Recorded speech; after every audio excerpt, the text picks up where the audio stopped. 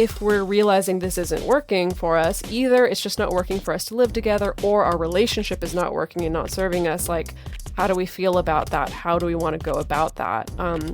It's a scary and vulnerable conversation to have, but it can be so important to at least open the door to that conversation, as opposed to waiting until everything's falling apart and you're fighting over the Tupperware. I've been there. To be talking about these things. If you're happy with the same old ways of dating, if you enjoy sucking at communication, and you have no desire to improve your romantic life, then our podcast might not be for you. But if you want some out-of-the-box ideas to deepen your current relationships, broaden your sexual horizons, develop a better understanding of yourself, or learn more about non-monogamy, then you've come to the right place. I'm Jase. I'm Emily. And I'm Dedeker. And this is the Multiamory podcast.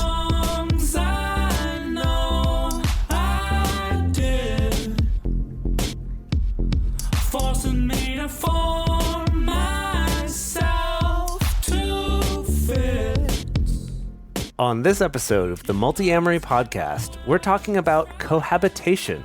In other words, sharing a living space with someone else. We're going to talk about some important questions to ask yourself before moving in with someone, as well as some actionable ways to create a harmonious living situation with whatever kind of living situation it is, whether it's a roommate or a romantic partner or something else, as well as covering some special considerations for people in non-monogamous relationships.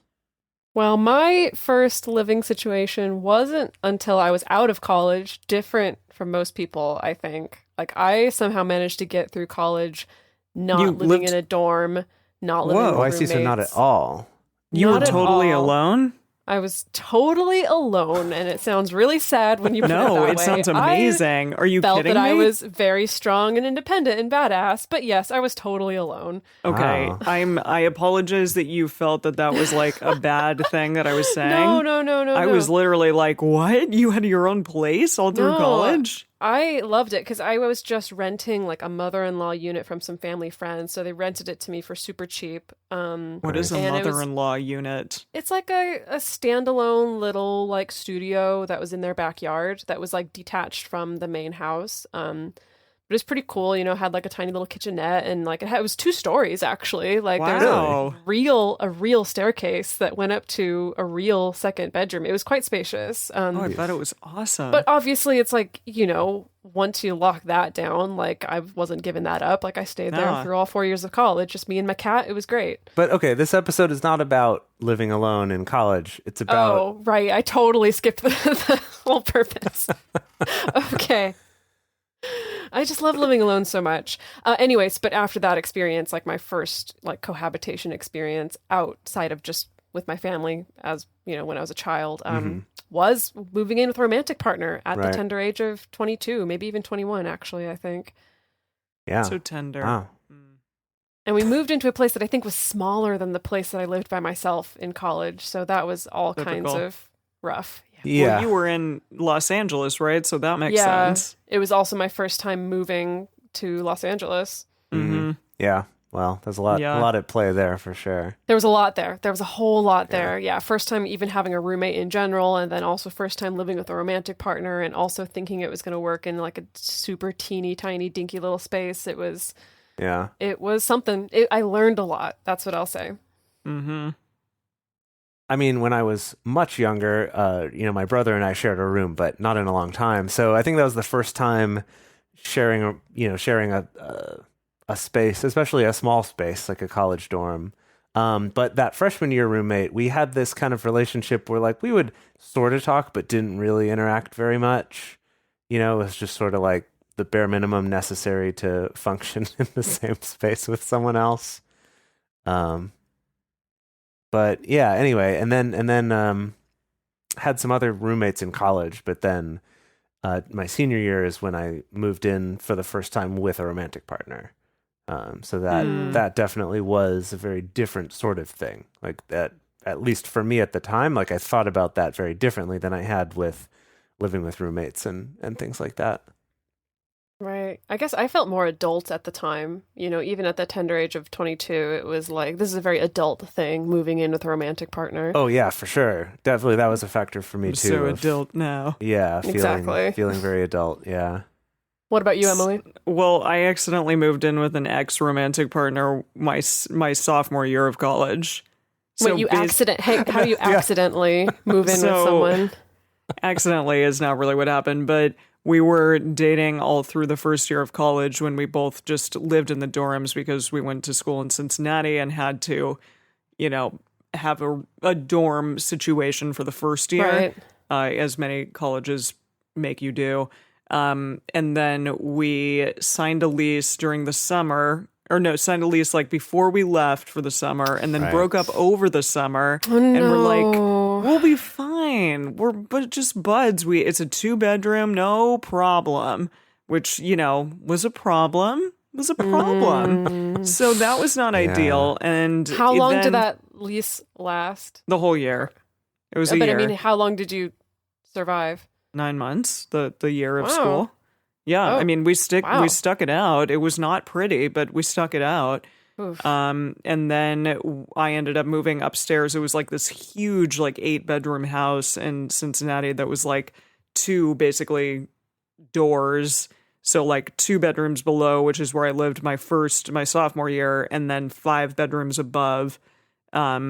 I guess that's... But with like separate bedrooms, entrances? not 8. Is that what you're saying about the 2 doors things? There were only 2 doors in the entire house. It really made things difficult. No, 2 front doors. And then I moved upstairs with like a bunch of foreign exchange students and then one other guy from my class.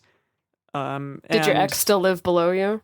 No, he moved to his own place. And Got it. that was a really cool place. So, like, I could go over there sometimes, and we became good friends after that. So after living together. So it did work out, actually. It worked out, but when we were living together, not so much. That was really rough. But after we stopped living together, then we became really good friends. And he still lives he still lives in the city, and we still hang out sometimes. So nice guy.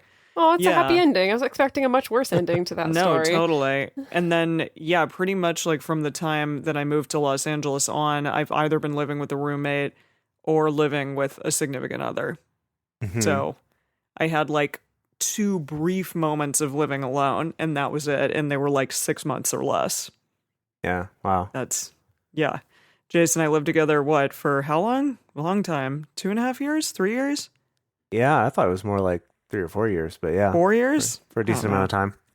It was a while. Now I live with Josh, so there it is. Yeah. Living with everyone. Yeah. So to kind of bring it back to the topic and talking about all of this, like we want to talk about questions to ask yourself before moving in with someone, and then also things you can do to make that better. And we did want to kind of look at first, though, some statistics and things about cohabiting, and then also kind of all pointing back to this question of why do we choose to live together? And I think that's a pretty central question to ask yourself. Not because there's necessarily a right or wrong answer, but I think that having an honest answer of why you're thinking about moving in with someone, or why you are moving in with someone, or planning to, or have already moved in with someone is important, So Dedeker found this study by the CDC, which I'm confused about why the CDC would be studying this, but I guess the Center for Disease Control. That is really random. Like when people live together, you know how it is when you're living with someone and they get a cold and then you get a cold, and then especially if you have multiple partners and they come over, then they get a cold. The CDC is aware of this, and they're like, we need to get this under wraps. We need to know who's living together, why, how long, how we can prevent Dedeker from freaking out and like wiping down every knob and light switch with alcoholic wipes whenever a cohabiting partner gets sick. Yes, that's my theory. Which she does do, yes. The CDC wanted to understand that. They're like, why does Dedeker do that? Let's do a study. So we do want to preface this by saying that, as so many of the studies that we talk about on this show, unfortunately, it is focused purely on heterosexual romantic couples living together. It doesn't also take into account roommates or same-sex couples or non-monogamous couples or anything outside of that. So it is limited. And essentially they came up with a bunch of statistics from this study, but at least from us looking at this data, a lot of a lot of the data doesn't say quite what you think it says, because it really depends how you interpret it and how you compare it to other factors and things like that. And so you'll hear people kind of toss out lots of statistics like, oh, if you live together before you get married, you're more likely to get divorced, or things like that, right? That statistics have been... That just seems very puritanical. Right. And the thing is, if you look at the numbers, you go, yeah, okay, that checks out on some of these studies, but it's leaving out a lot of details and a lot of factors and things that go into that. But one thing that we did notice about this that is kind of relevant to what we're getting to about this question of why we move in together is that one of the big takeaways is the fact that people who choose to cohabit without getting married first are more likely to be economically disadvantaged than the people who do get married first. That makes sense. As in they are You have less money. in a context of being economically disadvantaged when they choose to move in together. It's not that cohabiting makes you economically disadvantaged versus getting married. But that's a great example of how you could look at those stats and go, living together before you're married makes you more likely to be poor, instead of going, actually, people who are poor are more likely to cohabit. Right? That's the maybe thing. you just live in Los Angeles and it's, $2,000 for a 1-bedroom apartment. Right.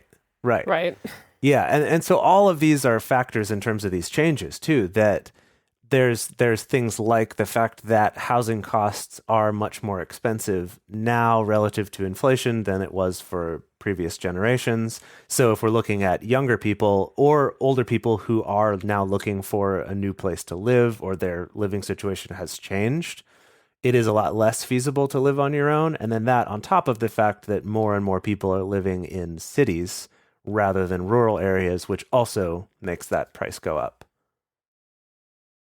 Also, among millennials, we've definitely seen that, as a general trend, millennials are waiting later and later to get married. Also, or the not divorce at rate all. or not at all. The divorce rate among millennials is also significantly lower than it's been in previous generations, previous decades. However, they are looking at the fact that millennials are much more likely to also have gone through an experience of cohabiting with a significant other before getting married, either to that same significant other or to someone else. And so it is kind of like, while our parents' generation may have gone through the quote unquote starter marriage, and then to the next marriage, that I feel it seems that among millennials, there's much more likely to be a chance of the quote unquote starter marriage was that first cohabiting experience. Or the first several cohabitings. Or the first several cohabitings, because outside of, the legal ties that come with marriage, on the surface, choosing to cohabit with a romantic partner, it carries a lot of overlap with our traditional image of marriage. You are figuring out the living space and sharing possessions and starting it's like marriage without the strings attached to a degree. Without some of the sort of. strings.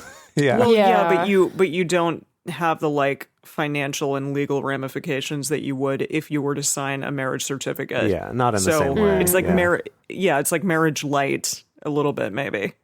Yeah, for some people, I think it is kind of like a marriage light. It is weird for me to look back and think about, the partners that I lived with. And I only technically have 2 experiences of long-term cohabitation with significant others. And it is kind of funny for me to look back and think about if this was 30, 40, maybe even 50 years ago, that these would have been 2 marriages.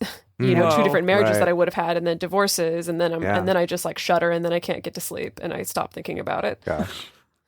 And then you travel the world and get rid of all of your possessions, and are nope, not doing that again. Oh boy. But so the reason why we felt like it was interesting to bring up this statistic about people cohabiting without being married are more likely to have lower income, that I think that is an interesting thing to think about in that question, because I feel like, correct me if I'm wrong, but I feel like if I went into a room of people from, their 20s through their 30s, maybe 40s, and said, show of hands, who has moved in with a romantic partner where saving money was a significant portion of that decision to do it, I know my hand would go up, and I feel like a lot of other people's would too. Do you guys, you feel like that makes some sense? Well, yeah. I mean, when you and I, like, Jase, you and I each had our own studio apartments. Right. For like I had my own for a 6-month period, and you were over at my place every day anyways. So, and I was paying like $1,300 for this freaking studio apartment in Studio City. And it was like, why am I doing this when this person is already over here and we could get a way sweeter place and split it? And so that's exactly what we did. And it makes a lot of sense. Yeah. Well, it does seem that, with rising housing costs just being ridiculous, both the cost of purchasing a home or renting a place, that it makes sense that the pressure on that does increase, right? And so it does become more and more, economical, or it makes more and more sense to choose to split the cost of that, either with a significant other or with a roommate as well. Well, and that's the funny part, is that I feel like when I say this about like, well, saving money is a significant portion of your decision to move in with your romantic partner, I feel like people get a little uncomfortable with that. And they're like, I don't know if I want to understand people getting uncomfortable with that. But then you say, like, why did you move in with a roommate that's a platonic roommate? And you ask the same question. Everyone's like, of course. Why else do you have roommates? Right? I mean, not always, but for most people, it's like, yeah, of course. And I think that's worth examining. Yeah. That's worth examining. Like, why? And it's stuff we talk about on this show a lot, like attaching. Money gets tricky with romance. Yeah, like especially when you attach meaning to it, or you attach this idea that a decision can't be logical if there's also romance involved, or it can't be practical, or anyway. So I just kind of bring this up as like, try to be as honest as you can with yourself, and ideally with your partner or your financial advisor, or whoever's sort of giving you advice on my this. financial advisor. Yeah, right. Because I have one. That thing that exists. Yeah. That thing that everyone has. Yeah. No, but we'll definitely be talking more about that specific thing, being honest with yourself regarding this question, like why to move in at all as the show goes on. Yeah. Yeah, and I think that's a good segue to talk about, when we were putting this episode together, we curated the talking points with the intention of these things ideally being applicable both to a more platonic, quote unquote, platonic living situation or a roommate situation, as well as being applicable to choosing to live with a romantic or a sexual partner. And I think I would like to invite people as they listen to this episode to take the challenge to apply our favorite filter of the like relationship anarchist / romance ship filter when thinking about cohabitation situations. Cohabitation because if you think about situation. That's a good. I don't know if that's even correct, but no, it's I like good. it. It's good. It sounds like it could be a Sesame Street song. Yeah, it's kind of. I was thinking like a Schoolhouse Rock. I was thinking Schoolhouse Rock. Oh yeah, Schoolhouse Rock. Okay, all right. We'll have to workshop that one. Yeah. Anyway, but it's choosing to live with specifically a romantic or sexual partner that's so wrapped up in the relationship escalator and so wrapped up in this idea of like, this is just kind of the next step on the path. I think for a lot of people, it's been baked into this idea of like, that's just the next step on the path to maybe marriage or whatever comes next. But I think it is really interesting to apply the filter of thinking about like, what are the behaviors that you would or could tolerate from a roommate, but not from a romantic or sexual partner, and vice versa. Like, what are the behaviors that you could or that you do tolerate from a romantic partner that you live with, but maybe not from a roommate? We'll talk about this a little bit more, but I think that is an interesting thought experiment to try on that can really kind of change your perception of sharing a space with somebody. Yeah, because we do tend to give our friends a little bit more of the benefit of the doubt at times than we do our partners. I know that I've done that in the past. And it really truly is just okay to prioritize like living with someone who's not a romantic partner if it is ultimately a better fit for you. I think that that's a takeaway that we want people to know when they listen to this episode. And understandably, people might be like, well, but I need to live with a romantic partner because that's going to move the relationship forward in a way that I want it to. However, if that's not serving both of you, then we urge you to maybe reconsider that. And there are a bunch of reasons why. But okay, in terms of, Dedeker. Yeah, I just wanted to jump in on that just to, because I think that, there is this growing trend of couples or married couples who choose to be together but live separately. And that's great. Like, I'm totally in support of that. That definitely comes from a place of privilege that not everybody has, the ability to afford their own separate apartments, totally. But I also want to invite into the discussion the idea of like, okay, maybe you can't afford to like have 2 separate houses or whatever, but it's like you can still have roommates that are not each other. You know, you can still kind of find a way to negotiate this. And just because you choose to have a roommate that's not your romantic partner doesn't necessarily mean that the relationship's failing or the two of you are not meant for each other romantically. I think that's my opinion. I'm gonna yes and this even a step further and say, or even if you do end up saying, gosh, you know, finding good roommates is hard, because obviously that's fraught with peril sometimes as well. You're a romantic partner, I know I get along with you, this makes financial sense, let's do it. I would actually argue too that just admitting that and understanding the fact that we're doing this not because we have to in order for our relationship to be real, or that this is something we always have to do, or else it means we don't love each other, rather than attaching that meaning to it, that if you were more honest about, yeah, this is going to save us money, this is practical, and by approaching it that way, I actually think you could set yourself up for a better, more romantic, more fulfilling, more communicative relationship that way. So that's I'm throwing that out there. That's my hypothesis. I like it. Yeah. We've tossed our soapboxes into the ring, or some kind of metaphor. I like that. We tossed our soapboxes into the rain. Into the ring. Okay, let's get into the actual listicle part of this conversation. We have a couple.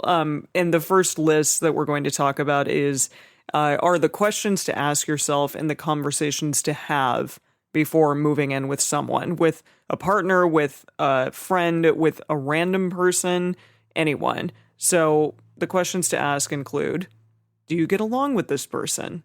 And see, this is tough because sometimes I've definitely heard like people who I work with say like, well, I put an ad out on Craigslist and I'm like interviewing people to live with me, which seems really hard and intense. Best of luck to you if that's what you're doing. But I think it might be challenging just from like one interaction to know like, am I actually going to get along with this person if I live with them? I think that's a very, very like fundamental thing that someone should ask themselves upon, you know, initially thinking like, can I live with this person? Do I get along with them? And then also another one is, do you have conflicting work hours or schedules? Does someone work a 9 to 5 and the other person work a night shift? Are you like ever going to be able to sleep? Because one person is up, you know, all hours of the night and the other person is up during the day when one needs to sleep. Things like that. Just do the schedules, are they hugely conflicting and therefore cause like major disruption in our lives? I think that's also a good conversation to have, even if it's with someone that you're much more intimate with, such as a romantic partner. Because I found definitely when sharing spaces with romantic partners, like I will assume that I know this person's schedule in and out, and I'm like, yeah, they work on these days, and then they're usually home around this time. But so many times it's not until you're living with them that then you realize like, oh wait, there's this thing, or wait, they actually get up at like 6 a.m. to do this, or in the case of anytime I'm sharing a space with someone, it's like, well, I need to have a private room in order to do client sessions. So if there's not a private room, I need to kick them out, you know, and it's, for some reason, these are also always things that slip my mind or slip the other person's mind until we're actually in that space. So I can't even tell you how many times we've been in a space and it's like, oh, this place is nice, this will totally work. And then it's like Dedeker says, I have a client coaching call at 7 a.m. tomorrow, and I'm like, oh, get out. Right. I need to go find someplace to be for an hour or two. I need to wander the streets of Tokyo when nothing is open at 7 a.m. As a vagabond. Sure, nothing opens before like 11 a.m. in Japan. Yeah, there you go. Anyway, a little bit of a tangent. But to be fair, Jase, like we have, and with my partner Alex as well, we have definitely learned now that, for instance, if we're staying in a friend's place together, or if we're booking an Airbnb together or something, that we're like, okay, this is something we definitely need to pay attention to, because we burned ourselves too many times not paying attention to that. Yeah. And that for us, it's now a regular part of our radar, is talking about upcoming travel plans, where we're going to be staying, and do we have separate workspaces? Can we, or some other way to to give Yeah, or that can we sort of hack space. together a separate Yeah. workspace? Yeah. Yeah, Even or- just like, oh, yes. No, I was just going to say, or like having a convenient other place to go during that time. Yeah. Right. Yeah. I mean, I often work at night for this show where my partner has to, be in a different room from me, or he has a 9 to 5. So we have to kind of work that out because often I will be working nights and that sometimes can be challenging. So yeah, all of those things are a consideration. What are some other ways? So that's work hours and schedules and just kind of being very real about other parts of your schedule that might not be so obvious up front. So the third one here is about, do you have conflicting social lives? And this doesn't mean like one of you's a Montague and one's a Capulet or something like that. It could mean that. Can you imagine? It could mean that. But we decided to live together anyways. Yeah, one's a jet and one's a shark or something, and you can't have your friends over at the same time or they stab each other. Hate that. I know, right? No, what we mean here is, for example, this, again, roommate, partner, friend, whatever, that one of you loves having people over. Like, you love hosting, you love having people over, you want to have this like open door policy of like, people can always come into my space, and like that's what I love my home to be. And then the other person could be someone who's like, my home is my cave, like my sanctuary away from people. Like, this is the place I want to be and not deal with anyone. Obviously, those two might have a harder time being compatible, right? That's something to talk about and to figure out, ideally beforehand, before all of a sudden you moved in and you thought you had this peaceful little apartment, and now all of a sudden there's people over all the time and you're hating it. Or on the other side, you might be disappointed because you're always having to shush all of your friends that you want to have over because your roommate is super introvert.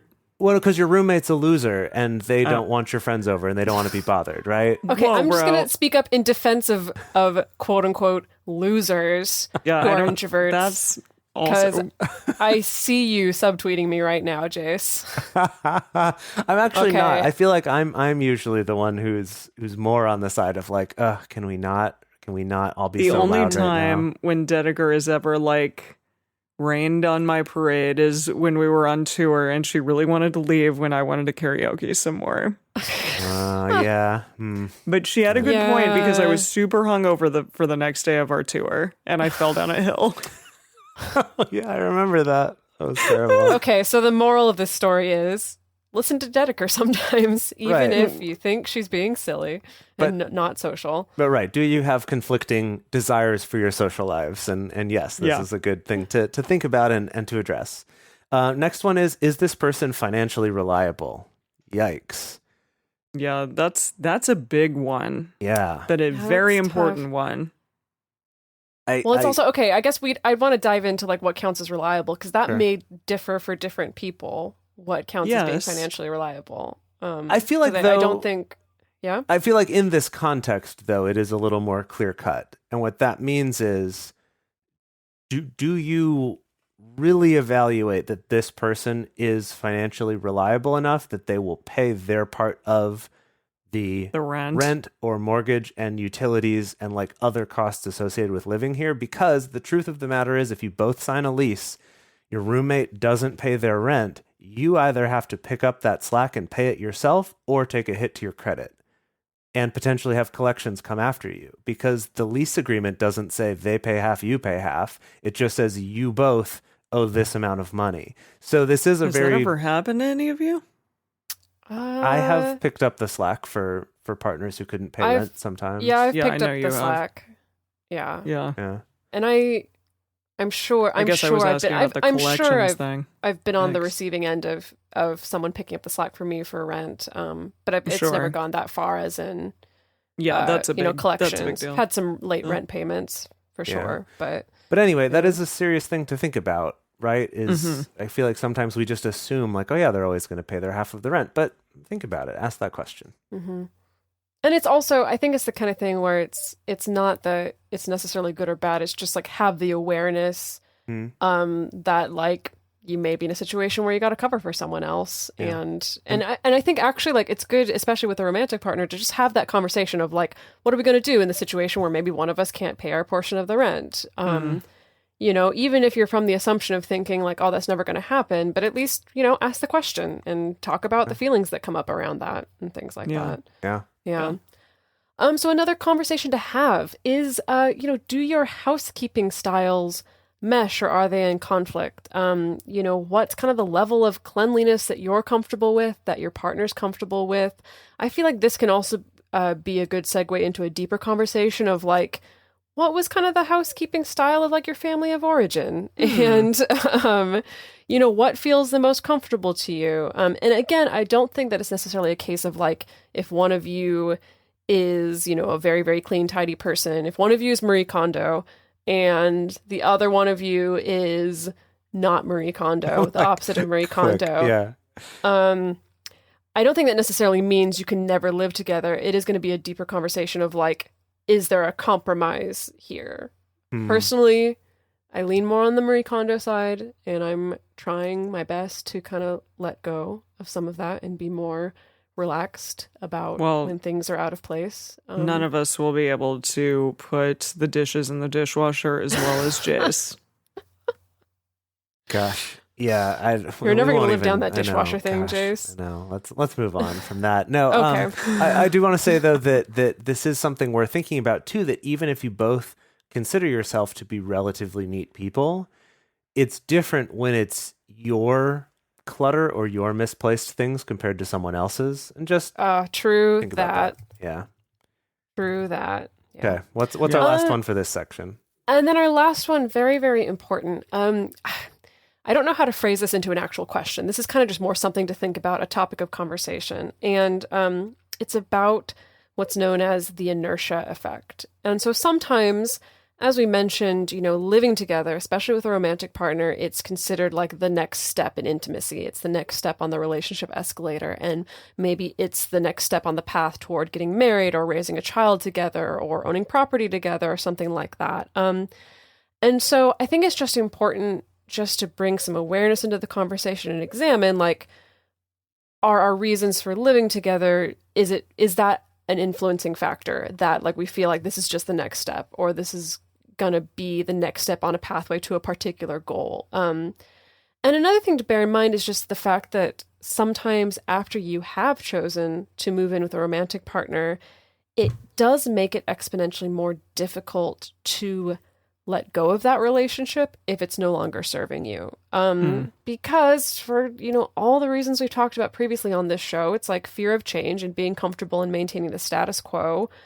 It's all wrapped up into, especially your living situation. If you've created a living situation that's comfortable for you, but the relationship is sour, or, living with this particular partner is just not working out, it can just make it even more difficult to walk away from that relationship, especially if it's like, well, we signed a lease, or, we are saving money and neither of us could afford to go somewhere else or whatever. So that's just something to bear in mind. And it may seem unromantic to talk about it, but I think it can be important to talk about that very plainly with a romantic partner of like, if we're realizing this isn't working for us, either it's just not working for us to live together, or our relationship is not working and not serving us, like, how do we feel about that? How do we want to go about that? That's a scary and vulnerable conversation to have, but it can be so important to at least open the door to that conversation, as opposed to waiting until everything's falling apart and you're fighting over the Tupperware. I've been there, to be talking about these things. All right, so once you have asked yourselves those questions about, can I do this? Is this a good person to move in with me? Am I a good person to move in with? Once all of that has happened, I'm sorry, I've never asked myself that question, and maybe that's I'm all sure, kinds of uncomfortable questions. Like, I'm amazing, and I'm such a good roommate. No, that's okay. Incorrect. No, it's fine. So once that happens, you have some actionable steps that you can take for being a good roommate or for cohabiting with a significant other. And the first one is to establish some sort of code of ethics within your household. So what that means is just probably sit down with your roommate or your significant other and have a really intentional discussion about your boundaries, about just things that you are comfortable or not comfortable with in terms of like running a household, being in a household together, It's a time to compromise, but also a time to potentially put some of this in writing. Maybe put it on your refrigerator. Maybe just have it in writing because that's better sometimes than just like nebulously saying something out loud and then forgetting about it later. So I definitely encourage people to like actually write out sort of a code of ethics, if you will, for what your household is going to look like, because then you can refer back to it as time goes on and then really be like, okay, listen, like I am and I'm not okay with these things. Like, let's work on that a little bit here. Even some sort of like a household radar, I think would be a great way to do that. Even I've if you heard didn't of people do it, asking me regarding that. Yeah. yeah, even if you didn't do it as often, but of something like maybe Every 6 months. Yeah, every 3 months, every 6 months, whatever. Sure. We'll have a check-in so that there is that opportunity to bring up things like, oh, well, actually, it always kind of bugs me when coats get hung over the back of chairs. Like, that's something that bothers me.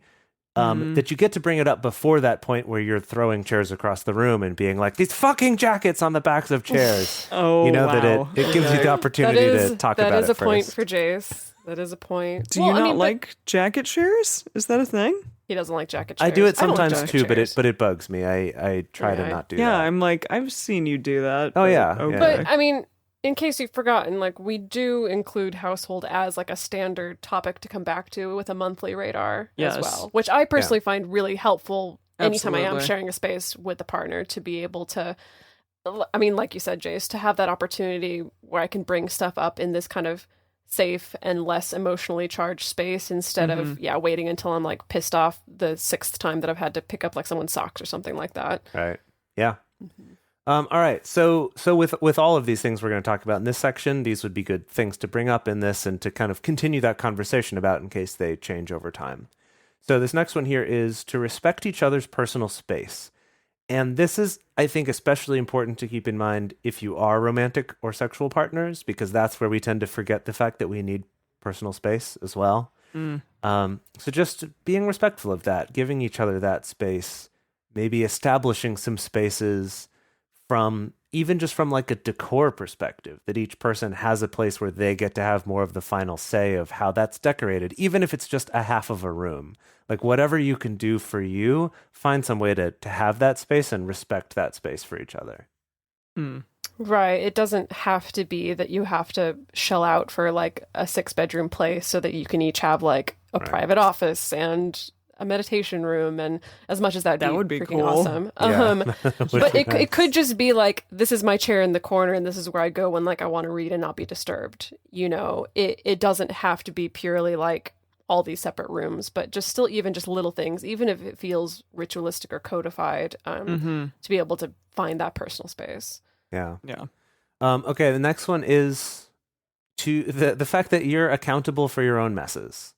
And this is true for both of you to keep in mind and to have these conversations about it, because it can be tricky if you are doing things like preparing meals together, or you're both having snacks on the couch watching a movie together or something like that. Like establishing kind of how do we pick up these things? When do we pick up these things? Is one of you okay with waiting till the morning to do it? And the other person is like, I don't want to wake up to that. We need to do it now. Having those conversations as you go and understanding that someone isn't doing this necessarily to spite you, but probably they just have a different way that they would do that or a different standard for that, and kind of looking at how can we both be responsible for our own messes. When I was living alone in Shanghai for 2 months, I definitely felt as though my messes would be cleaned up more quickly than if I'm living with a partner, just because like I'm the only one accountable for them and I need to deal with them, instead of letting like, well, you know, we might use that pan tomorrow to do something, so it can like just stay there for a while and then, you know, I'll clean it if we decide to use it, kind of thing. It be like you are the only one who has to deal with it, and if you want to clean space, then you have to actively deal with it. So it is interesting. Just try to be as courteous as possible, I think, in these moments, especially, I mean, if you're with a significant other or not, like it is incredibly important. Just try to like live like you are living on your own and be responsible for your own things. I think it's also an interesting exercise. Again, I'm always going to bring it back to the like deep dive into your past and the things that formed you and shaped you. But I do think it is interesting to think about the home that you grew up in and just think about like who cleaned up the dishes, who did the laundry, who was responsible for hanging the laundry on the line, who was responsible for like taking care of the dog. Just to think about like how did these things play out? How is that informed the way that I approach my own space or I approach, dividing chores with people that I live with? I'm just like, it's just more grist for the mill. It's just more interesting stuff to bring to the conversation. You don't have to. Jeez. No, I like that. I just, the idea of like hanging stuff on a line, it felt very like 1950 to me. Oh, God. I was like, we live in America with giant, except dryers. for the fact that like we were poor growing up. And so it's like in the summertime, you didn't want to just like rack up the electric bill. And so you'd hang stuff on the line. All right, Dedeker, thank you for checking my privilege. I appreciate that. No, you're absolutely right. So, okay, the next one is going to be to respect the needs of separation and autonomy. So we talked about this a little bit before, but just really like allow for your own personal space and your alone time and other plans with friends and people who are not your significant other or your roommate. If your roommate's a friend, you may want to like do everything together. You may become this super tight duo, but at times it is good to do things outside of that relationship.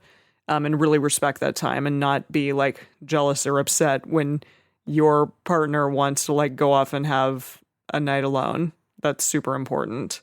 Yeah, I just want to second that. Like the importance, whether it's a friend or a romantic partner or whatever, of even in a subtle way of not guilting the person for wanting to do something without you. Of not the like, oh, okay, fine, I'll just be here by myself. Or just even if you think you mean it jokingly, that can be a really hard thing for another person. I know that. Yeah, and be like, oh God, I feel guilty now. Yeah, I've done that to people, and I've had it done to me. And when I kind of realized that was something that I was doing, even when I didn't mean it or when I really needed it to be, but knowing how sometimes guilty or bad I would feel when someone would do that to me. Really, so just, yes, like really respect that time and encourage that time. Honestly, like for me now, especially with romantic partners, I'm like, they want to go do something on their own. I'm like, yes, definitely. You go do that. That's awesome. Get out of here. Because I know that the quality... I don't want to see you. No, because I know that the quality of the time that we spend together and their mood and both of our well-being and our relationship gets better when they do that and when I do that. So I'm like, I try to make an extra effort to be encouraging of that and supportive of that rather than falling into that habit of like, okay, I'll be by myself. Even if I might be a little bit like, oh, dang, I did want to hang out tomorrow. Still just be like, yes, definitely, because I know that in the long run, that's better for both of us. Yeah, that's great. The next one is to try to deal with issues quickly when they come up. Don't let them fester. And Dedeker, you kind of touched on this before, like with the hanging the coat over the chair thing. Mm-hmm. Like, if it does kind of irk you when somebody does something in a household capacity, bring it up. Don't just be really angry about it and then all of a sudden you like blow up and say like, how dare you do this thing? Just bring it up in the moment and be like, hey, I'm not super okay with you leaving dishes in the sink all night long for like multiple days at a time. Do you think maybe you could just do a couple at a time or get them done right now? Or maybe plan a time to meet and talk about it. Yeah. To avoid having to have them be like, I don't know, I can't talk about that right now, or like I'm in the middle of something. To be like, let's set a time and have this conversation then. You know, totally. This idea of like, let's work together to make this good for both of us rather than you need to do a thing for me. Yeah. You're a bad person because you let the dishes sit. Right. Yeah. Yeah. So the next one is, I think this applies often to a situation when you're living with a platonic friend or someone who's not necessarily a significant other, but it could apply to them as well. And especially if you're living with multiple roommates, not just one other person. But, do your best to avoid gossiping or kind of sharing the personal details of the person that you are sharing a living space with. Because to a certain extent, it's like when we come into our homes, we do expect a certain modicum of privacy. And sometimes that's privacy that extends beyond just, it's not like your privacy is only within the bounds of you closing the door to your room or something like that. Like the privacy also extends to your home. And so I think this relates to just respecting the privacy of home space in general. And so just avoiding, gossiping about the who they brought home or, what kind of argument they had with this person that you overheard or things like that. I mean, of course, it's like if there's some kind of situation where it's like there's conflict between you and your roommate and you're needing to get outside help or something like that, then yes, talk about it. But just for the sake of courtesy, it's good to just avoid spreading the details of someone's personal life because they are kind of buying into this idea that home is also like this private, safe space where they can expect that. And moving on to the next one, related to some stuff that we talked about earlier is sit down either with your roommate or your nesting partner or romantic partner or whoever and have some intentional discussions about the home environment that you want. Like, what's the kind of feeling that you're looking for? What's the kind of decor that you're looking for? What's the level of sound that you're both comfortable with? I'm definitely someone where I'm like, even if I'm in party mode, I want the music to be super quiet. And I've lived with people who are like, no, like as soon as I need to do chores, like I blast that music up as high as I can, so talk about like the level of sound that you want in your environment. Again, about the cleanliness, create an action plan for how that environment will be created and also maintained. And so that's things like whether it's, oh, let's go together to go to IKEA and pick out silly, cheap things to decorate the place with. Or it's like, let's actually codify a way to divide chores for maintaining cleanliness or, find a way to collaborate with the person that you're living with actionable steps, like specific things in order to both create and maintain the kind of space that the two of you want to share. Yeah. The next one is also having intentional discussions about your schedules. And this is a little different from what we talked about before, which is about sort of like what's your work schedule, what's your routine like.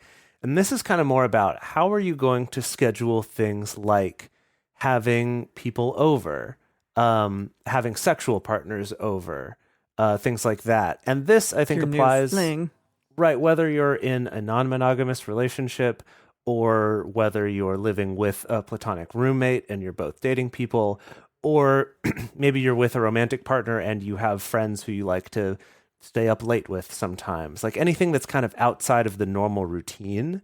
Like, how do we communicate about this? How do we plan things in advance? How do we do this in a way that's respectful to each other? Some questions to ask that would come up with either in non-monogamy or with a platonic roommate is things like, is it okay for me to give a key to a romantic partner? That to you might be like, oh, well, of course I trust this partner, I'll give them a key. And to your roommate, that might be like, what the fuck is wrong with you? Like, why are you giving away keys to our place? I don't feel safe anymore. Right? It could be something like, can my partner be here without me? Like, if they spend the night and then I leave for work, can they hang out for a while before they leave? Or are you not comfortable with that, right? Just having those conversations beforehand instead of it just being something that one or the other of you assumes. Another one, I love this one, is how much clothing does everyone need to wear when they're in the house? This one's, I guess, not quite related to scheduling, but related to having people over, things like that, of like, how much clothing are you each expected to wear? If you're going to have someone over, does that then change the rules for how much clothing you need to wear or that your guests wear, things like that? How, loud can we have sex at what hours? Right? Like, these are very real, maybe very not real 4 a.m. things. Yeah, exactly. Maybe work out a way to communicate that of like, yes, it's fine if you have loud sex, just like try to let me know a little bit in advance and I will find somewhere else to be, or like put my headphones on and, be doing something else, right? Whatever it is, like have those, or like do whatever you want to do, but like put on some music so that hey, it's, bro, we're gonna have right, sex again. Right, something like that. Of just to find a way for you to communicate about that, and I think it's great to do beforehand rather than when someone is over and you're trying to like have this secretive conversation like while the person that you're kind of trying to figure this out on behalf of is there, right? Okay, next one, last one in this list of actionable things for being a good roommate and for cohabiting is seriously, I'm going to say it 3 times. Seriously consider before you combine finances in a permanent way. So, for example, not co-signing for a credit card or a loan. Or if you do decide to open a joint bank account, to also maintain individual accounts. Don't have that become your only account or make one of your accounts into your mutual account. Something like that is, and this is something that I know people do, and you may still do, and you may already have done, and that's done. But this is something that I am hearing this advice from more and more financial advisors, no matter how old you are and whether you're married or not, right? Of really like having some autonomy in your finances, of not completely making these all together where neither of you have access to any of your own money without that directly pulling from an account that's taking money from the other person. I just want to drop this into the conversation. I don't mean to be a bummer about it, but just wanted to bring to light the fact that like financial abuse is a real thing that people experience. Often it's wrapped up in many other forms of abuse, or sometimes it's a standalone thing. But, you know, if you have a partner or someone who's insisting that you can't have an individual account or insisting that they be the one to like take care of all the financial things, or even limiting your access to your own independence as far as like your own finances go, like that counts as financial abuse. So that's just something to think about as well when having these conversations or evaluating kind of what your situation is with the person that you live with. Yeah, thank you for bringing that up. So we're going to talk briefly about particularly special considerations for people who are in special relationships. And what I mean by that is just anyone who's not in like a monogamous relationship, because so much of the advice out there about cohabiting with someone is making that assumption, right? That you're monogamous or maybe married. You're not having to navigate either of you leaving to go on dates or bringing other people over to have sex with them or whatever. So a couple things to bear in mind specifically for people in non-monogamous relationships. We've talked about this on episodes before, but specifically like the bed. The bed Our bed. Yes. It's a charged thing, the bed that you share with someone. And there's definitely a lot of potential conflict that I've seen arise around how you feel about your partner sleeping with someone else in the bed that you share. Some people don't care. Some people think it's hot. Some people are really turned off by it. So that's definitely going to be something, again, ideally that you discuss before sharing a space with somebody, if you can. Or if you're already living with someone and you are choosing to open up or explore non-monogamy, have a conversation about it before it happens. You know, some people, if they're able to have a guest room or a guest bed, sometimes they find that's just the easiest solution, is just like, well, whatever, like anyone new that we bring home, we, you know, sleep with them in the guest bed, and then we kind of keep those spaces separate. Obviously, not everybody has access to a guest room or a guest bed, and so sometimes it does mean that you're going to have to negotiate. How do we make other people in our bed feel okay? Some people do make the decision of like, we just don't bring anyone home to be in our bed, which works for some people, but doesn't work for other people. I feel like some more people often decide, that one doesn't become sustainable. Yeah, That's a more hard often. one to keep going. Yeah, it does become hard to maintain for people, especially if people are seeking out like more in, you know, emotionally intense long-term relationships. Yeah. Some people just decide like, great, you know, have sex with other people in our bed, but just please change the sheets before I'm sleeping in it again. Or sometimes it's about like, I'm okay with new, like people I don't know sleeping on my partner's side of the bed, but not my side of the bed. Or sometimes people are like, I don't care. Like, use my iPhone charger, use my chapstick, use the condom. I put condoms in the drawer for you. Have fun. You know, none of those are necessarily wrong. It's just really, or right or whatever. It's just really important to make sure that you give it the the weight and time and space to talk about those things. And it's also okay if that develops and changes over time as you get more comfortable with the concept or become more used to that these one's things. definitely changed over time for me. Yeah. Like, and when Emily and I were living together, like that definitely changed a lot over time too, as we got more used to it and kind of just kind of had ongoing conversations about that. Yeah, absolutely. And kind of to piggyback off of that, the metamors or non-cohabiting partners that you have, just how they interact with the space that is yours, try to have conversations about that as well, that is yours or your partner's. Because again, like Dedeker said, someone may be super okay with like, yeah, use my chapstick, use my condoms, use my iPhone charger, no probs. But others may be like, no, that is a sacred space to me. And I really have an issue with you like coming in and infringing upon that space. So again, just have a conversation regarding like, is it okay for a metamor or someone who comes into this space to use those things, or is it not? Because that's a really, I have like at moments, seen people come into my space and like use a blanket of mine or I don't even know. I just like threw that out there. Or like drink my kombucha. And I'm like, whoa, not cool, like in that moment. And so it is like something to think about, just having that conversation with your significant other in those moments. Yeah, I think an example of this that comes from some friends of mine is about dishes, actually. And that's that it's one thing if... It would be, Jase. Tips. This would isn't be about the dishes. This isn't Sasuga. me. This is someone else. I'm sharing someone else's But it would story. make sense that it would resonate with you so yes, much. It would Okay, stick of course, with that you. you would have to bring it up. Yes. So here's what it is that obviously it's annoying when your partner leaves dishes in the sink, but for this particular couple, that's sort of a like, well, it's a little bit annoying, but it happens sometimes. It's not a big deal. However, if the other partner had spent the night before and then there's dishes left over from them cooking together the next day, that feels extra hurtful of like, oh, you had a person over in our space, used our stuff, and then left it for me to clean up. So that is a much bigger deal. That would be not cool.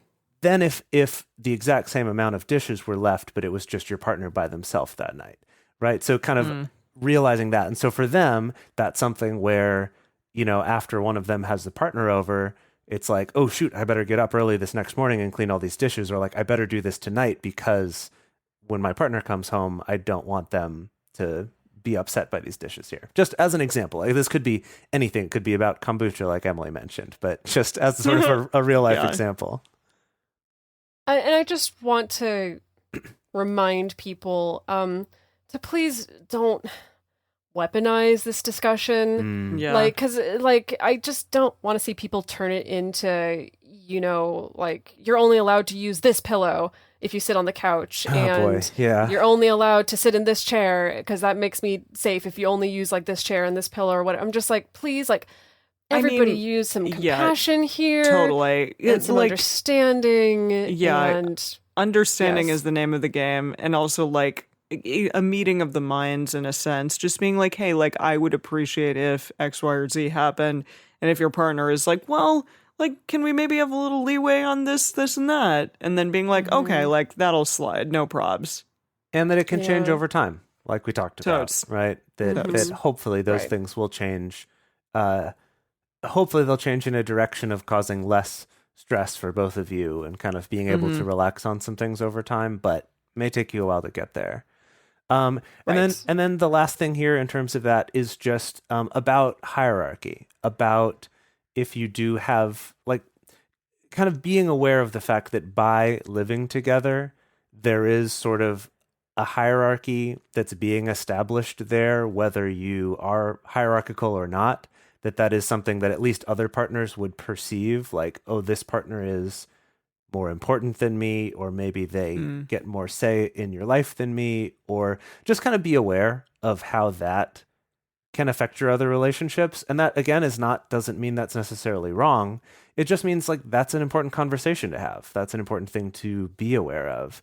And then also just the logistics of that if you do live with a partner, the fact that if I do want to have someone over, my partner needs to either find somewhere else to be, or they need to be okay with me having this partner over while they're here, right? That there is some logistics to figure out. And these are things that do require some very good communication all around from all the parties involved. And just, I really urge people, I know I haven't always done a good job of this in the past, but of being very aware of that and making sure that your partners that you don't live with don't feel like that they're not taken as seriously, or that they don't actually have access to you unless it's kind of convenient for this third party, things like that. And it's there's not a one size fits all answer for that, but it is something to be aware of and to try to be very conscious of that.